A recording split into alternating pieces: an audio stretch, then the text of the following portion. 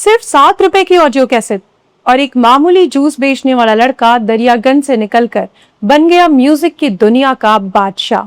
नाम था गुलशन कुमार, मगर लोग उन्हें कहते थे कैसेट किंग। मंदिरों के भजन से लेके बॉलीवुड के सुपरहिट गानों तक हर गली हर मोहल्ले में इनके सुरीले गाने बजते। पर अफसोस, उसी आवाज को खामोश कर दिया गया गोलियों की गूंज से। मुंबई के जिस मंदिर में वो लंगर चलाते थे, अगली सुबह उनका शरीर उसी मंदिर की सीढ़ियों पे लहूलुहान पड़ा मिला। ये सिर्फ एक मर्डर नहीं था, ये एक सोच का कत्ल था, एक सपने का खून था और उस धुन का अंत था जिसने हिंदुस्तान के हर दिल में जगह बनाई थी। आज हम बताएंगे उस साजिश की कहानी जो रची गई थी पैसे, पावर और शोहरत की लालच में। वो कहानी जिसमें मंदिर, माफिया और मौत तीनों साथ चलते हैं। गुलशन कुमार की हत्या में भी अंडरवर्ल्ड का हाथ था। हत्या की चार्जशीट में अबू सलेम का नाम भी शामिल था, लेकिन जब भी अदालत में उसका नाम आया, उसके नाम के आगे एब्सेंट लिख दिया गया। तब भी जब वो मुंबई के ही ऑर्थर रोड जेल में सजा काट रहा था। गुलशन कुमार हत्या में अबू सलेम पर केस क्यों नहीं चल पाया? कैसे हुई गुलशन कुमार की हत्या की प्लानिंग? कौन लोग इसमें शामिल थे? बॉलीवुड की इस दिल दहला देने वाली इस मर्डर मिस्ट्री के एक एक डिटेल पर बात करेंगे। इस वीडियो को एक सेकंड के लिए भी स्किप मत कीजिएगा। तो गुलशन कुमार की कहानी शुरू होती है साल 1970 से। ये राजधानी दिल्ली के दरियागंज इलाके में अपने पिता के साथ जूस की एक दुकान चलाते थे। गोलचा सिनेमा के पास इस दुकान के बगल में ही उन्होंने कैसेट और टेप बेचना शुरू कर दिया। धीरे धीरे कैसेट और टेप रिकॉर्डर रिपेयर भी करने लगे। दुकान ठीक ठाक चलने लगी तो गुलशन कुमार को ख्याल आया कि क्यों ना खुद के कैसेट का बिजनेस शुरू किया जाए। उन्होंने रिसर्च शुरू की, कैसे सस्ता कैसेट बनाया जाए। अपने नए आइडिया के साथ उन्होंने दिल्ली से सटे नोएडा की फिल्म सिटी में अपना नया ऑफिस बनाया। यहां से शुरुआत हुई सुपर कैसेट्स की। गुलशन कुमार ने नए सिंगर्स से भजन और भक्ति वाले गाने गवाए। लोगों को ये गाने काफी पसंद आने लगे। गुलशन कुमार की पॉपुलैरिटी का कारण उनके कैसेट्स का सस्ता होना था। जहां दूसरी कंपनियों के कैसेट 25 से 30 रुपए के थे, वहीं गुलशन कुमार ने अपने कैसेट्स का रेट रखा 7 रुपए। इसके बाद उनका लगातार मुंबई आना जाना लगा रहता। 1976 की बात है। मुंबई के अंधेरी में शिव जी का एक मंदिर हुआ करता था। भक्ति भाव से भरे गुलशन कुमार ने इसे रेनोवेट भी करवाया। इसी बीच वो दिल्ली छोड़कर पूरी तरह मुंबई शिफ्ट हो गए। 11 जुलाई 1983 को टी सीरीज की नींव रखी गई। कंपनी को पहला बड़ा ब्रेक मिला 1988 में। उस साल आमिर खान और जूही चावला की एक फिल्म रिलीज हुई थी, कयामत से कयामत तक। फिल्म के 80 लाख कैसेट्स बिके, जिसके बाद 1990 में आशिकी रिलीज हुई और इस फिल्म के म्यूजिक एल्बम ने तो सारे रिकॉर्ड तोड़ दिए। कुमार शानू नए किशोर कुमार बन चुके थे। इसी फिल्म से नदीम श्रवण की जोड़ी को भी पहचान मिली। इसके बाद का दशक टी सीरीज के नाम रहा। अनुराधा पौडवाल नई लता थी और सोनू निगम नए रफी। गुलशन कुमार ने नए सिंगर्स और म्यूजिक डायरेक्टर्स को मौका दिया। दरियागंज का जूस बेचने वाला लड़का इस समय मुंबई म्यूजिक इंडस्ट्री का सरताज बन चुका था। 1990 में रिलीज हुई आशिकी के गानों ने पिछले सारे रिकॉर्ड तोड़ दिए। इसके साथ साथ टी सीरीज अर्श पर पहुंच गया। इस फिल्म के बाद साल 1992 और 93 में भी टी सीरीज के लिए काफी अच्छा रहा। इसी साल इस कंपनी ने सबसे ज्यादा टैक्स पे किया। टी सीरीज का टर्नओवर करीब 350 करोड़ हो गया था और इसके साथ ही उन्होंने म्यूजिक इंडस्ट्री के 65% मार्केट पर कब्जा कर लिया। मतलब टिप्स और सारेगामा जैसी कंपनियों के पास कुल मिला के 35% मार्केट शेयर ही बचा था। गुलशन कुमार के साथ साथ सिंगर्स और म्यूजिक डायरेक्टर्स को भी पॉपुलैरिटी मिल रही थी। इसमें एक नाम था नदीम अख्तर सैफी और श्रवण कुमार राठौर, यानी नदीम श्रवण का। इनके एक के बाद एक गाने हिट हो रहे थे, जैसे साजन, फूल और कांटे, सड़क। कामयाबी इनके सर चढ़ के बोलने लगी, खास तौर से नदीम के। गुलशन कुमार की हत्या में इनका भी नाम सामने आया था। हुआ यूं कि नदीम ने एक म्यूजिक एल्बम बनाया जिसका नाम था हाय अजनबी। इसके कुछ गाने उन्होंने खुद गाए थे। गुलशन कुमार को उनकी आवाज पसंद नहीं आई तो उन्होंने एल्बम के राइट्स खरीदने से मना कर दिया। इसका एक कारण ये भी था कि गुलशन कुमार हमेशा नए लोगों को मौका देते थे। चूंकि नदीम श्रवण काफी फेमस हो चुके थे तो उनका मन अब इनको काम देने का नहीं था और ये बनी उनकी हत्या की एक सबसे बड़ी वजह। दरअसल बार बार फोर्स करने पर गुलशन कुमार ने एल्बम के कुछ गानों के राइट्स खरीद लिए थे, पर वो सभी फ्लॉप हो गए। एल्बम फ्लॉप होने का इल्जाम भी नदीम ने गुलशन कुमार पर डाल दिया।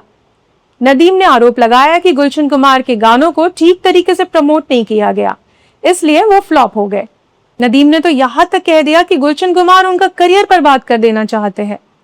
आगे जाके ये मतभेद ही गुलशन कुमार की हत्या का एक बड़ा कारण बना। चलिए जानते हैं कैसे इस हत्याकांड की पूरी स्क्रिप्ट लिखी गई। जून 7, 1994 में जावेद रियाज सिद्दीकी नाम के एक फिल्म प्रोड्यूसर हुआ करते थे। सिद्दीकी एक फिल्म बना रहे थे, नाम था तू विश मैं अमृत। इस फिल्म में अदाकारा थी ज़ेबा बख्तियार।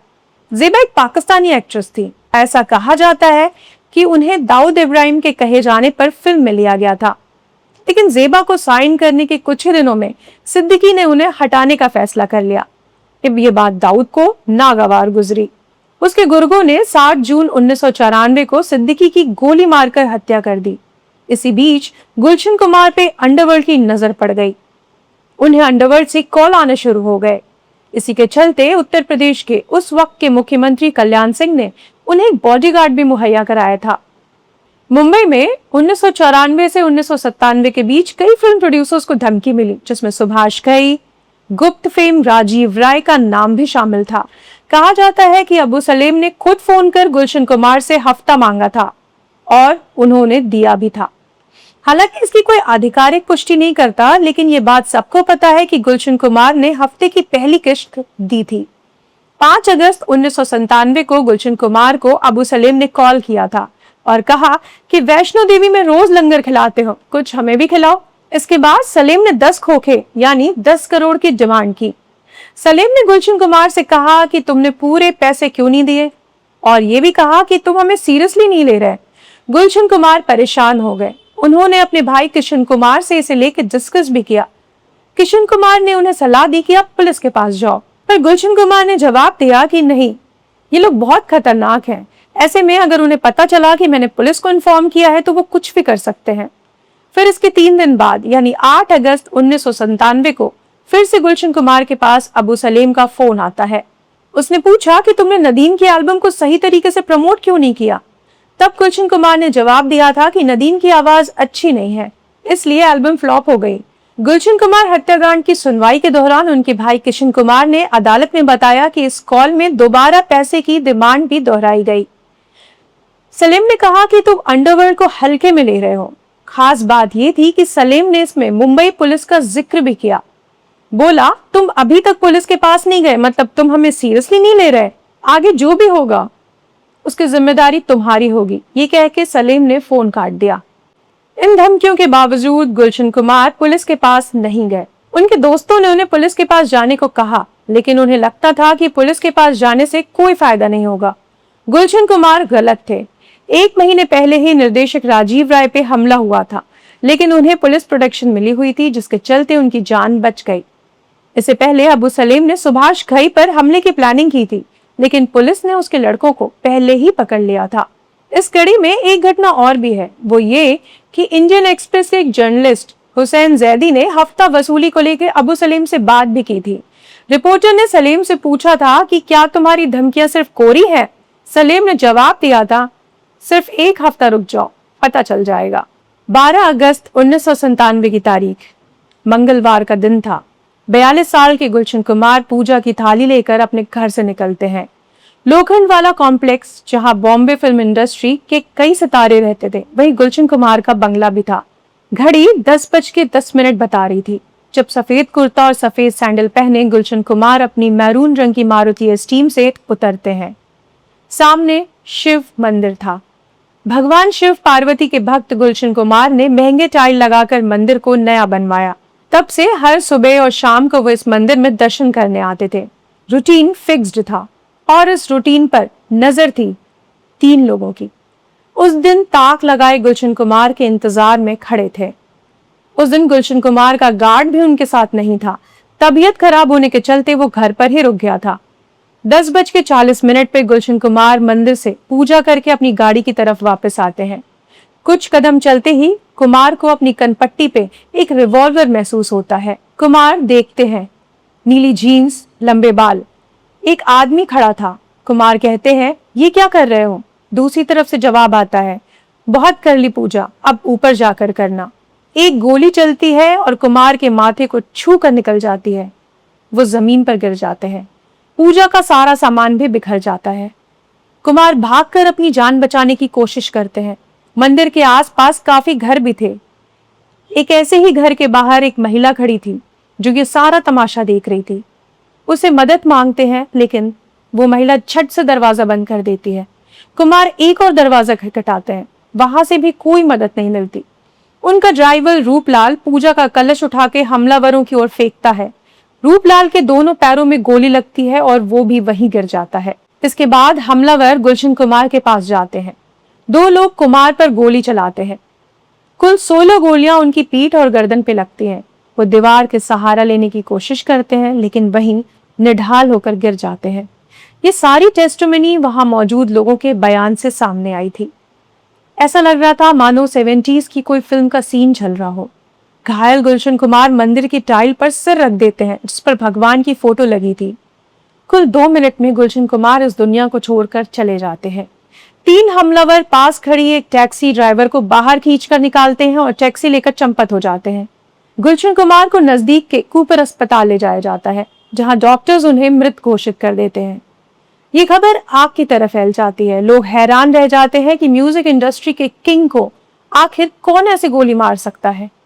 पुलिस और प्रशासन की सफाई आती है कि कुमार ने कभी भी अंडरवर्ल्ड से मिल रही धमकियों की शिकायत नहीं की। हमें भी इसकी भनक नहीं थी। गुलशन कुमार की बॉडी को मुंबई लाया जाता है। उनके परिवार वाले और दोस्त वहां पहुंचते हैं। कुमार सानू, सोनू निगम, अनुराधा पौडवाल जैसे कलाकार जिनका करियर उन्होंने बनाया था, वो भी दिल्ली आते हैं उन्हें अंतिम विदाई देने के लिए। यहाँ लोगों को एक बात खटकती है, वो ये कि नदीम गायब थे। फिल्म इंडस्ट्री वाले हैरान रह गए थे कि जिसका करियर गुलशन कुमार ने बनाया, वो ही उनके अंतिम संस्कार से गायब है।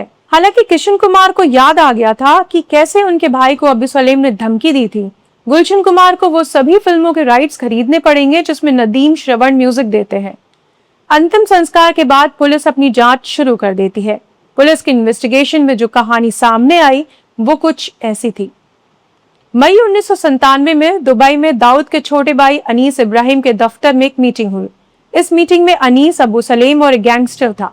इसकी मीटिंग में तय हुआ कि गुलशन कुमार को मारकर एक नजीर पेश की जाएगी। इसके बाद 3 लोगों को हायर किया गया, जिसमें से एक था असद राउफ उर्फ दाऊद मर्चेंट, जो अबू सलीम का खास था। मर्चेंट और उसके भाई अब्दुल रशीद को पुलिस गिरफ्तार कर लेती है। इसके अलावा चार्जशीट में 19 और लोगों को आरोपी बनाया जाता है। इससे पहले ही इंडिया टुडे के एक रिपोर्टर ने तब अंडरवर्ल्ड डॉन छोटा राजन से बात की थी। राजन ने बताया था कि गुलशन कुमार की हत्या में सलीम का हाथ है। उसने ये भी बताया था कि डायरेक्टर राजीव राय पर हमला भी सलीम ने करवाया था। अब ये सब दाऊद के इशारे पे हो रहा था। घर वालों के बयान में किशन कुमार ने बताया कि कैसे अपने एल्बम के फ्लॉप होने पर नदीम ने धमकी दी थी कि वो उन्हें देख लेंगे। दूसरी तरफ जैसे ही गुलशन कुमार की हत्या होती है, नदीम लंदन भाग जाते हैं। पुलिस ने जब पूछताछ के लिए बुलाया तो उन्होंने कहा कि उनकी बीवी प्रेग्नेंट है और लंदन में उनका ट्रीटमेंट चल रहा है। इसके कुछ दिनों बाद ही नदीम ने लंदन की नागरिकता ले ली। अब वो दुबई में परफ्यूम का बिजनेस करते हैं और आज तक भारत लौट कर नहीं आए। सरकार की तरफ से उनके प्रत्यार्पण की कोशिश की गई, लेकिन ब्रिटिश अदालत ने उनके खिलाफ पेश किए गए साक्ष्यों को अपर्याप्त मानते हुए प्रत्यार्पण से इनकार कर दिया। मीडिया में ये खबरें भी हैं कि नदीम पर दाऊद का हाथ है। ऐसे काफी ऑडियो भी सामने आए जिसमें दाऊद ने कहा था कि नदीम को कुछ नहीं होना चाहिए। नदीम के साथ साथ पुलिस ने श्रवण को भी इन्वेस्टिगेट किया था, पर उनके खिलाफ कभी कुछ नहीं मिल पाया। हालांकि इस बीच लंदन में बैठकर कत्ल के आरोपी नदीम ने श्रवण के साथ मिलकर कुछ गाने भी कंपोज किए। पर सबसे ज्यादा शॉकिंग था इसमें अबू सलेम, नदीम सैफी के साथ साथ एक और नाम, और वो था टिप्स कंपनी के मालिक रमेश तौरानी। पुलिस ने दावा किया कि नदीम के साथ साथ रमेश तौरानी ने गुलशन कुमार की 25 लाख की सुपारी दी थी। 2002 में इस केस में पहला फैसला सामने आया। पुलिस ने दाऊद मर्चेंट को उम्र कैद की सजा सुनाई, बाकी लोगों को रिहा कर दिया। पुलिस रमेश तौरानी के खिलाफ सबूत नहीं पेश कर पाई। 2002 में इस केस में पहला फैसला सामने आया। अदालत ने दाऊद मर्चेंट को उम्र कैद की सजा सुनाई, बाकी लोगों को रिहा कर दिया। पुलिस रमेश तौरानी के खिलाफ सबूत पेश नहीं कर पाई, इसलिए अदालत ने उन्हें बेगुनाह माना। जहां तक अबू सलीम की बात है तो उसे 2005 में पुर्तगाल से भारत लाया गया था, लेकिन उस पर कभी गुलशन कुमार की हत्या का केस नहीं चला। इसका कारण था कि पुर्तगाल और भारत के बीच समझौते की शर्त। इस समझौते के अनुसार अबू सलीम पर सिर्फ वो ही केस चला सकते थे जिन पर सहमति बनी हो, और इस लिस्ट में गुलशन कुमार हत्या केस का जिक्र नहीं था। इसलिए 2005 के बाद केस की सुनवाई के दौरान अबू सलीम को एब्सेंट माना गया, जबकि वो कुछ दूर ऑथर रोड जेल में ही बंद था। इस केस में आखिरी फैसला साल 2021 में आया था। तब अदालत ने अब्दुल राउफ यानी दाऊद मर्चेंट और उसके साथ अब्दुल राशिद को उम्र कैद की सजा सुनाई। पुलिस ने अपनी चार्जशीट में नदीम को कॉन्स्पिरेटर माना, लेकिन चूंकि वो लंदन से कभी लौटे ही नहीं तो उन पे केस नहीं चल पाया। कोर्ट ने अबू सलीम को हत्या का दोषी माना, लेकिन तकनीकी कारणों के चलते अबू सलीम पर केस नहीं चल पाया। इस केस का ताजा अपडेट ये है कि अब्दुल राउफ मर्चेंट की 8 जनवरी 2026 को मौत हो गई। गुलशन कुमार की इमेज देश भर में एक ऐसे शख्स की थी जो धार्मिक था। वैष्णो देवी में उनके 24 घंटे के लंगर चलते थे। उन्होंने कितने ही नए सिंगर्स, एक्टर्स, म्यूजिक डायरेक्टर्स को मौका दिया था, फिर क्यों उन्हें इंसाफ नहीं मिला? गुलशन कुमार की कत्ल के पीछे क्या सिर्फ अंडरवर्ल्ड था? अगर नहीं, तो फिर ये इंसाफ पूरा कैसे हुआ?